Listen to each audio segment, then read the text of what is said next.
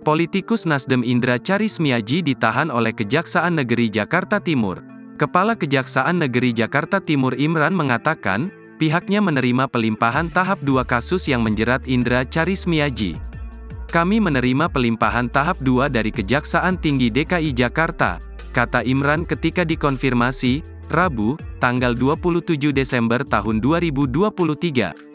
Imran tidak menjelaskan lebih lanjut mengenai kasus yang menjerat Indra. Berdasarkan informasi, Indra ditahan karena kasus penggelapan pajak. Dikutip dari laman indrakarismiaji.com, pria kelahiran Bandung, tanggal 9 Maret tahun 1976 ini merupakan jebolan The University of Toledo, Amerika Serikat. Ia meraih gelar ganda di bidang keuangan dan pemasaran untuk jenjang strata 1.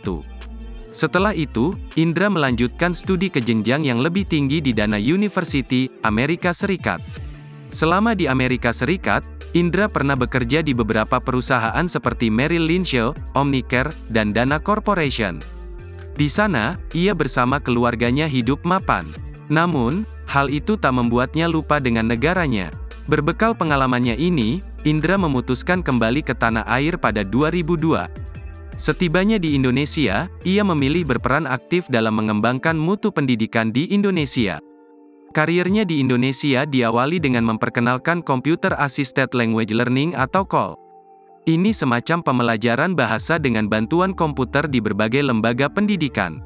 Sepak terjang Indra dalam membangun pendidikan Indonesia membuahkan penghargaan Anugerah Pendidikan Indonesia dari Ikatan Guru Indonesia, IGI, pada tahun 2018.